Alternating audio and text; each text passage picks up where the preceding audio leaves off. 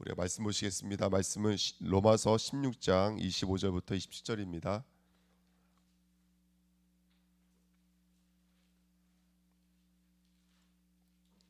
로마서 16장 25절부터 27절입니다.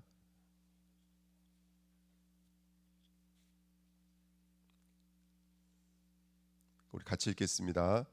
나의 복음과 예수 그리스도를 전파함은 영세전부터 감추어졌다가 이제는 나타내신 바 되었으며 영원하신 하나님의 명을 따라 선지자들의 글로 말미암아 모든 민족이 믿어 순종하게 하시려고 알게 하신 바 그 신비의 계시를 따라 된 것이니 이 복음으로 너희를 능히 경고하게 하실 지혜로우신 하나님께 예수 그리스도로 말미암아 영광이 세세 무궁하도록 있을지어다. 아멘.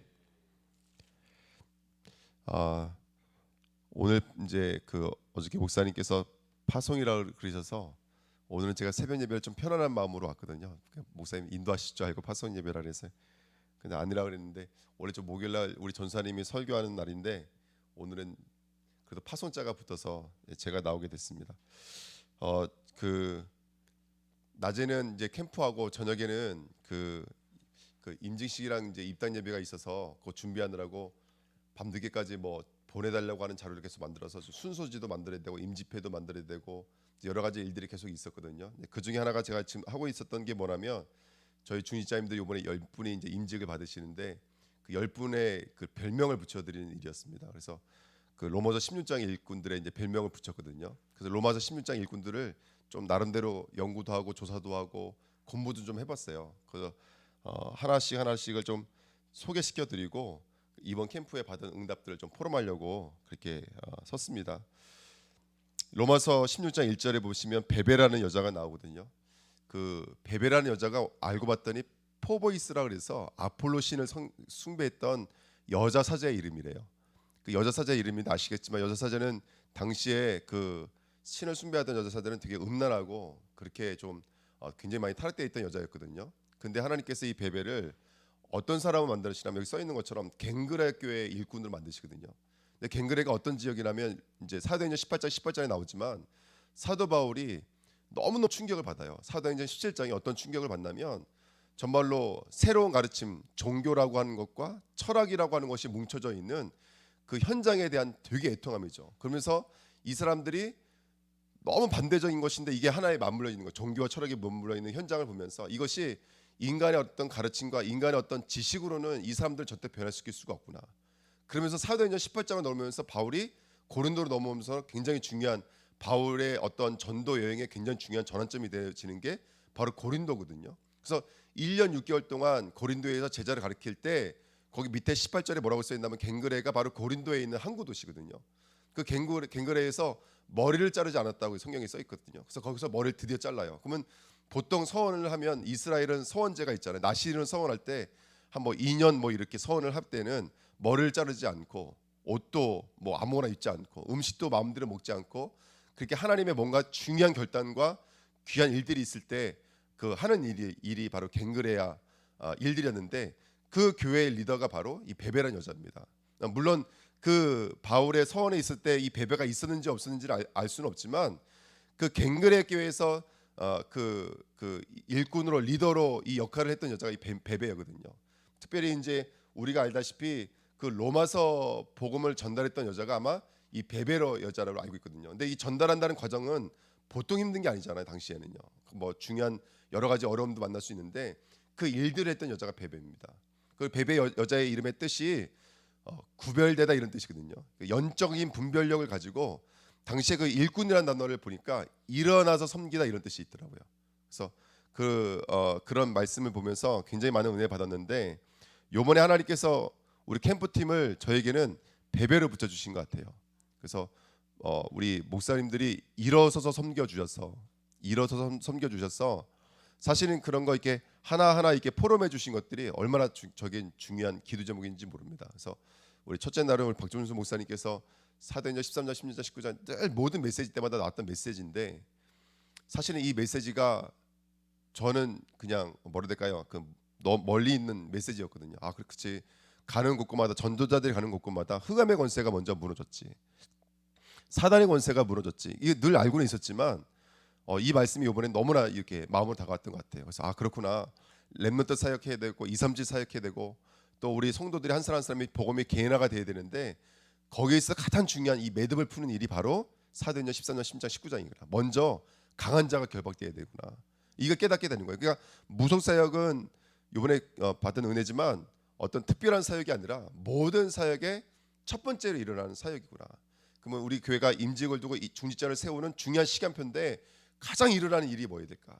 베베 같은 일꾼들이 세워지는 이 시간표 속에서 가장 중요한 응답이 뭘까? 먼저는 강한 자가 결박받아야 되고 이 지역의 역사는 그 우상을 깨뜨릴 수 있는 정체성을 갖지 않으면 우리 교회가 여기 있는 거 또 교회 세우는 거 중직자 세우는 것이 아무 의미 없구나. 먼저는 강한 자가 결박돼야 되구나. 이런 것들을 포럼할 수 있는 너무나 중요한 축복이었거든요. 그런 응답을 함께 누렸던 것 같습니다. 그리고 또 어저께 같은 경우에는 우리 김윤선 목사님이 우리 절을 이제 갔을 때 그냥 와 있는 게 아니라 어떤 의미와 어떤 내용을 가지고 우리가 이 현장을 밟아야 되는지 삼성각인가요? 그 얘기를 들으면서 그렇구나. 모든 무속이 다 잡아먹었구나. 심지어는 기독교도 잡아먹고 있구나. 그게 너무너무 충격인 거예요. 그렇구나. 진짜 눈에 보이지 않는 영적인 배경이 이 복음이 복음되지 못하도록, 복음이 정교화되도록, 복음이 계속해서 흘러가도록 이렇게 잘못된 길로 흘러가도록 막고 있구나. 그런 너무 중요한 역할이 바로 이 무속 사역이구나라는 것을, 이 사면 사역이구나라는 것을 이번 사역을 통해서 포럼을 통해 다시 한번 더 확인하게 되거든요. 그러니까 이번에 사실은 뭘까요? 그냥 우리 목사님과 사역자들 보내주셨을 때 물론 현장의 흑암의 권세가 먼저 무너졌지만 우리 주은혜교회 아마 분명히 저를 비롯한 우리 사역자분들 마음속에 있는 흑암의 권세가 먼저 무너지고 그리고 복음이 복음되어져 가는 가장 중요한 매듭인 이 사도행전 13장 10장 19장의 응답이 이번 아마 우리 캠프팀을 통해서 저희 교회에 이루어지고 성취된 것이 아닐까 그런 생각이 듭니다. 그리고 어저께 이제 산에 갔다 오는데 분명히 목사님 저에게 절대 주권부터 시작해서 절대 작품까지 이런 메시지 주시면서 산을 갔다 와라 이렇게 말씀을 해주시더라고요. 근데 딱 갈 때는 제가 이번에 가게 된 분명히 하나님의 어떤 언약과 분명 메시지가 있을 것이다 하고 되게 기대하는 마음으로 산에 갔거든요. 근데 가자마자 제 영적 문제가 확 나타났어요. 그 영적 문제가 뭐였냐면 제가 나무, 돌, 물 이런 것만 보면 정신을 못 차려요. 앞에 꽃밭 보이시나 이거요? 이거 돌담 싼 거 못 보셨죠? 이거 제가 다 싼 거거든요. 그러니까 제가 막 돌 너무 좋아하고 꽃 너무 좋아하고 이런 거 너무 너무 좋아해요. 그러니까 올라가는 내내 그 경치 구경하느라고 제가 여기 왜 했는지 깜빡 잊었어요. 그리고 내려올 때 딱 내려가는 순간 이제 배가 아프기 시작하는데 중간에 어려서 어떻게 해결할 수가 없는 거예요. 떨리는 다리를 한쪽으로 손을 붙잡고 정신을 못 차리고 뛰어서 내려왔어요. 1등으로 내려왔습니다. 1등으로. 1등 내려왔습니다. 그 다 내려와서 화장실 가서 이제 그 중요한 일들을 거사를 해결할 때 정신이 버텼다는 거예요. 그렇지. 절대 주권을 찾아야 되는데, 절대 계획을 찾아야 되는데. 그러니까 이제 이걸 느낀 거예요. 그렇구나. 순간과 찰나 속에서도 사단이 역사하고 있구나. 진짜 복음이 복음되어지는 가장 중요한 과정은 흑암의 권세가 무너지는 거구나. 이게 정신이 번쩍 뜨는 거예요. 그 화장실에 내려와서. 그래서 저 이제 어저께 절대 주권을 깨달았습니다. 그렇구나. 그래서 어제 붙잡았던 은혜가 그거예요. 우리 무속 팀이 정말 모든 교회마다 모든 현장마다 가서 이런 흑암의 권세가 먼저 무너져야 된다. 그렇지 않으면 아무리 중요한 자리에 있고 아무리 중요한 역할이 있을 수 있어도 우리가 그 응답과 은혜를 보지 못한 채 이게 흘러갈 수 있겠구나. 그래서 이게 무속 사역이 단순하게 어떤 특별한 사역, 특수한 사역이 아니라 모든 사역 속에서 일어나야 될 가장 중요한 일들이라는 것을 이번에 일들 통해서 깨닫게 됐습니다. 그래서 베베와 같이 일어나서 섬겨주셔서 너무 감사드리고 또 어저께 이윤구 목사님께서 그리스도 말씀하시는데 그 복음이 너무너무 중요하게 들리고 그 복음만 증거하는 교회로 쓰임 받을 수 있도록 그렇게 기도하도록 하겠습니다. 그리고 어저께 또 이렇게 갔다 오면서 이렇게 말씀해 주시더라고요. 기도하신 거 제가 들었어요. 뒤에서 뭐라 기도하시냐면 하나님 우리 주은혜교회가 성경적 전도 운동하는 교회가 되게 해주세요라고 이렇게 본인은 조용히 말씀하셨는데 제가 귀가 너무 밝아서 그걸 뒤에서 들었어요. 그래서 그 복음 들으면서 하나님의 은혜인데 또 어떤 게 기억난다면 제가 이제 제주도에서 이렇게 사역하는데 어떤 목사님이 오셔가지고 저한테 물어보시더라고요. 제주도에 제일 필요한 게 뭐냐고 물어보시더라고요. 한 번도 생각해 본 적이 없거든. 제주도에 제일 필요한 게 뭘까? 깊이 묵상해 봤어요. 근데 제주도는 여기 와 있는 들어와 있는 육지 사람들은 대부분 좀 이렇게 뭘까요? 문제가 있는 사람들이 많잖아요. 그런 사람들이 와서 여기 온 사람도 많고, 또 우리 원주민들은 또 상처가 너무나 많아요. 또 여기 다민족들이 굉장히 많거든요. 다민족도 상처가 많고, 그래서 저는 이 뭐라고 말씀드렸냐면 치유 사역을 해야 될 것 같아요. 왜냐면 상처가 많으니까. 근데 이 목사님 한 말씀 안 하시다가 그날 저녁에 메시지 할 때 하시더라고요. 제주에는 그리스도가 필요한 거라고. 왜냐, 여기의 문제가 죄 문제, 사단의 문제, 하나님 떠난 문제다. 상처의 문제가 아니다. 사람의 마음의 문제이기 이전에 죄 문제다. 사단의 문제다. 하나님 떠난 문제다.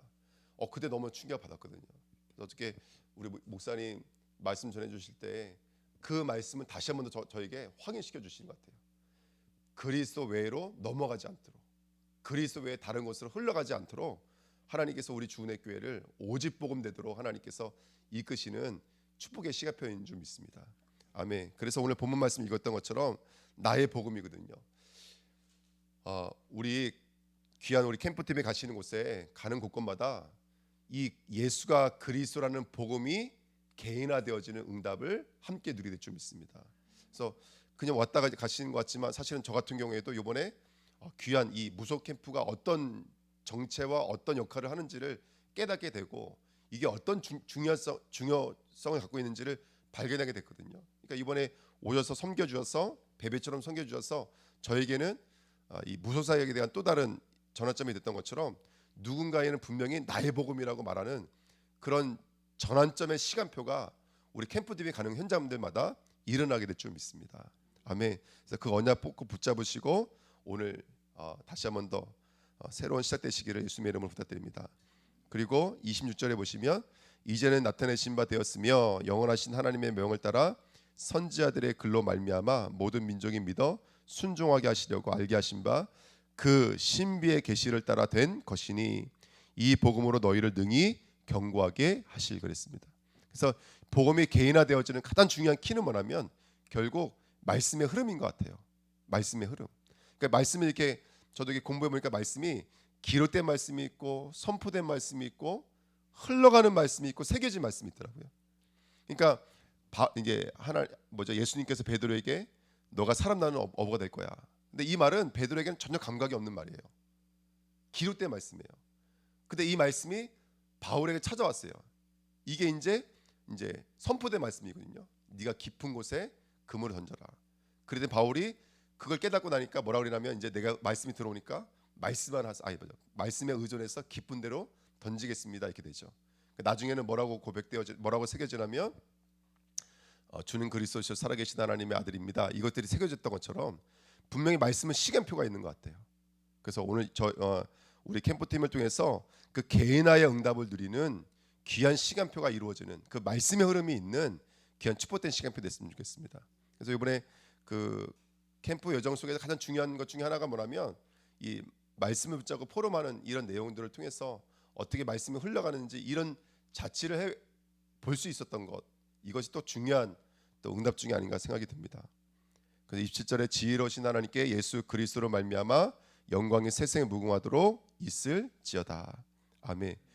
지금 제가 저희 교회 강단 말씀을 섞어서 말씀드리고 있는데요. 결론이 뭐냐면 이 비밀을 증거하는 팀사역의 축복입니다. 그러니까 제가 이번에 사실은 말씀을 붙잡았는데 그 팀사역의 축복을 우리 이렇게 소통하면서 받았던 것이거든요. 그래서 정말로 한 사람의 개인의 인생에 복음과의 만남, 그리고 이 복음을 가지고 또 다른 누구를 살릴 수 있는 또 다른 증인이 되어주는 그 팀사역의 응답을 함께 누리면서 한 개인의 영적인 필요를 가지고 강단과 구원의 길과 기도의 비밀을 가지고 모든 사람들을 살려내는 이 팀사역의 응답을 함께 누리는 응답이 있었으면 좋겠습니다. 그러니까 이번에 오셔서 저를 팀사역해 주셔서 너무너무 감사드리고 또 우리 귀한 교육자들 또 우리 중직자님들 팀사역해 주셔서 너무 감사드리고 우리 여기 저희 교회 아주 전도자 우리 진창계 집사님이 오시면서 계속 포럼을 해주시더라고요. 무속사역이 멀게 느껴졌대요. 그런데 이렇게 무속사역이 쉽구나, 이게 되어지는 사역이구나, 계속 오시면서 포럼을 하시는 거예요. 이제 앞으로 볼 때 제가 볼 때 아마 이 지역 역사는 모든 우상은 다 죽은 것 같아요. 왜냐면 우리 진창계 집사님은 행동파거든요. 막 그냥 제가요 전화를 얼마나 많이 받는지 몰라요. 막 전화해가지고 막 전도지 그만 꾸자라고 막 협박도 당하고, 한 번은 주민센터 전화해가지고 너무 조심스럽게 말씀들 하더라고요. 교회에서 전도지 돌리는 건 당연한 일인데 계속 민원이 들어와가지고 이제는 좀 저가 좀 조심해 주시면 안 되냐고 막 사정하기도 하고. 그 왜 그러면 다 우리 장로님 때문에 그런 일이거든요. 이제 이번에 아주 무속사역에 아주 저거 뭐야 하나님의 귀한 은혜가 있기 때문에 무당들은 다 죽은 줄 믿습니다. 아멘. 벌써 우리 고전사님 뭐 어떻게 이게 순회해야 될지 벌써 이것도 그림도 다 갖고 계시더라고요. 그래서 이 사역이 지속될 수 있도록 여러분 지속해서 기도해 주시면 감사하겠습니다. 그래서 이번에 오셔서 이렇게 팀 사역해 주셔서 베베와 같이 팀 사역해 주셔서 굉장히 많은 응답과 은혜 누리고, 앞으로도 우리 무속회 볼팀을 통해서 가는 교회마다 가는 현장들마다 동일한 응답과 동일한 역사가 임하게 될 줄 믿습니다. 아멘. 말씀 붙잡고 우리 합심으로 다 같이 기도하겠습니다. 살아계신 하나님 아버지 감사합니다. 하나님 귀한 여정을 주시고 은혜를